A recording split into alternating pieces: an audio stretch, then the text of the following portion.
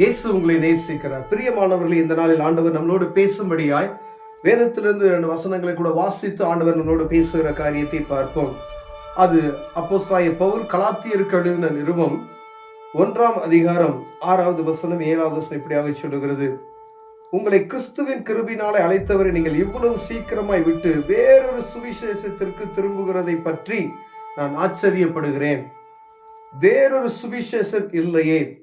சிலர் உங்களை கலகப்படுத்தி கிறிஸ்துவினுடைய சுவிசேஷத்தை புரட்ட மனதாய் இருக்கிறார்களே அல்லாமல் வேறு அல்ல.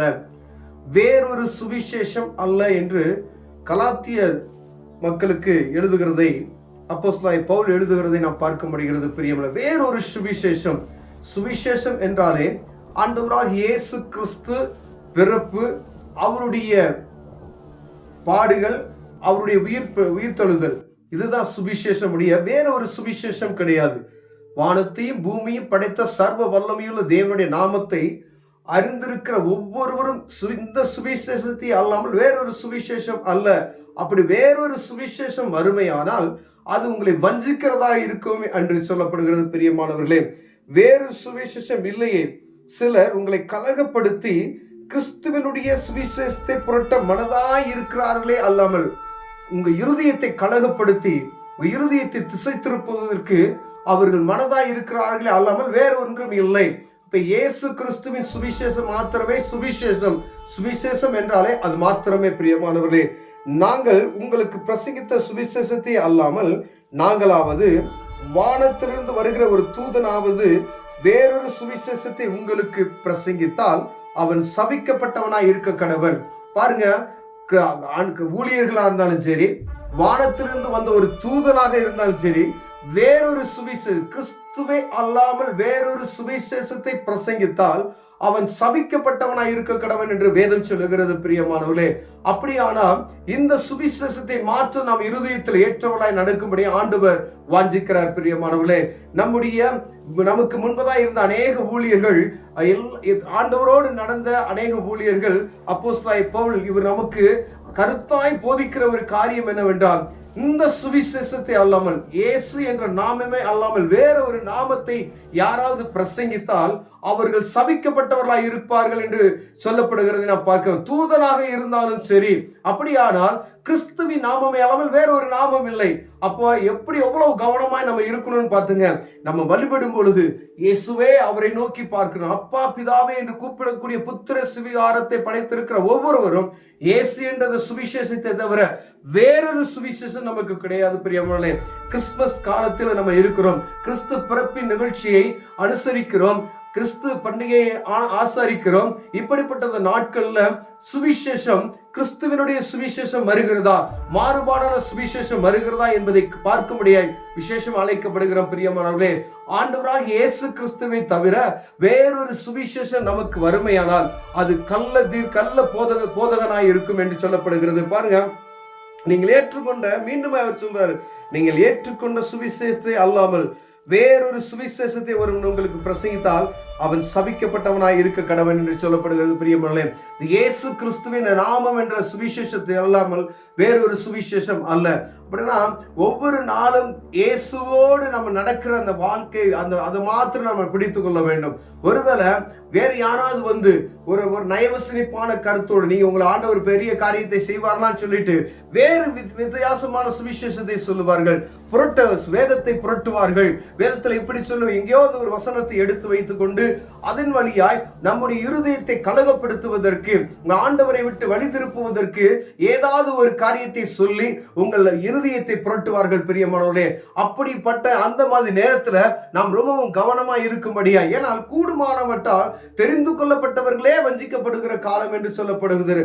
ரட்சிக்கப்பட்ட ஜனங்களே வஞ்சிக்கப்படுவார்கள், இயேசு என்ற நாமத்தை அறிந்தவர்களே வஞ்சிக்கப்படுவார்கள் என்று வேதம் சொல்லுகிறது. பிரியமானவர்களே, ஆண்டவர் ரட்சிக்கப்படாத ஜனங்களை பற்றி சொல்லப்படல, ஆண்டவரை அறிந்து கொண்ட ஜனங்கள் தான் வஞ்சிக்கப்படுவார்கள் என்று சொல்லப்படுது. ஏன் அப்படின்னா, ஒரு அற்புதம், ஒரு அதிசயம், அவர் நம்முடைய காரியம்லாம் எப்படி இருக்குன்னா, ஒரு அற்புதத்தை ஒருத்தர் செய்யறாரு, உங்களுக்கு இப்படி பணம் வரும், அப்படி பணம் வரும், இப்படிலாம் இருக்கு அப்படி சொல்லிட்டா நம்ம இருதயம் என்ன செஞ்சிருது? வழி விலகி போகிறது. பிரியமானவர்களே, எப்படிப்பட்டது ஒரு காரியமாய் இருந்தாலும் ஆண்டவராக இயேசு கிறிஸ்து என்ற சுவிசேஷத்தை அல்லாமல் வேறொரு சுவிசேஷத்தை பணத்திலேயோ இல்ல அற்புதத்தின் நிமித்தமாயோ இல்ல ஏதோ ஒரு காரியத்தின் நிமித்தமாய் உங்களுக்குள் வருகிறதா என்றால் அப்பொழுது நீங்க கவனமாய் இருக்கும்படியா ஆண்டவர் உங்களோடு விரும்புகிறார். பிரியமானவர்களே, யாராக இருந்தாலும் சரி, இந்த சுவிசேஷத்தை இல்லாமல் வேறொரு சுவிசேஷத்தை உங்களுக்கு அறிவித்தால் அவர்கள் சபிக்கப்பட்டவர்கள் என்று வேதம் சொல்லுகிறது. நாமும் பிரசங்கிக்க முடியாது அப்படிப்பட்டதான காரியத்தை. இந்த வேதத்தில் ஆண்டவராய் இயேசு கிறிஸ்து மாத்திரமே சொல்லப்பட்டு இருக்கிற இந்த சுவிசேஷ புஸ்தகத்துல ஆண்டவர் தான், இயேசு தான். வேறொரு சுவிசேஷம், வேறொரு மாறுபாடான கருத்து நமக்குள் வருமையானால் அது ஏற்றுக்கொள்ள மனதா இல்லாதபடி கவனமாய் இருக்கும்படி ஆண்டவர் உங்களோடும் என்னோடு பேசுகிறார். பிரியமானவர்களே, அவர்கள் உங்களை வஞ்சிக்கும்படியே ஏதாவது ஒரு வகையில மாறுபாடாமல் சுவிசேஷத்தை உள்ளே கொண்டு வருவாங்க. அற்புதங்கள் நடக்குதுன்னு சொல்லுவாங்க. கவனமா இருக்கணும். ஏன்னா இது கடைசி காலமா இருக்கிறபடினாலே ரொம்பவும் கவனமா. இயேசு அங்க இருக்கிறார் என்று சொல்லுவாங்களா, எங்க இருக்கிறார் என்று சொல்லுவாங்களா, அற்புதம் நடக்கும், மரித்தவர்கள் எழும்புவார்கள் என்று சொல்லப்படுகிறது, பலவிதமான அற்புதங்களை அவர் செய்வார்கள் என்று சொல்லப்படுகிறது. அந்த கிறிஸ்துவின் காலத்தில் இருக்கிற நம்ம ரொம்பவும் கவனமாய் இருக்கணும். ஏன் அப்படின்னு சொன்னா, அறிந்து கொள்ளப்பட்டவர்கள் வஞ்சிக்கப்படுகிற காலம். பிரியமானவர்களே, நீங்க ரட்சிக்கப்பட்டுட்டீங்கன்னா ரொம்ப கவனமா இருக்கணும். நான் ரட்சிக்கப்பட்டேன் என்று சொல்லிக்கிட்டு பெருமையா இருப்பது நிமித்தமே அல்ல, சுவிசேஷத்தை நல்லா அறிந்திருக்கணும். இந்த வேத புத்தகத்தை அனுதினமும் வாசித்து ஆண்டவர் நமக்கு எழுதி கொடுத்த காரியங்களை அனுதினம் தியானிக்கும் பொழுது மாறுபான சுவிசேஷம் யாராவது சொல்றாங்களா அப்படின்னு சொல்லி அப்படி வரும்பொழுது நம்ம கண்டுபிடித்துக் கொள்ளலாம்.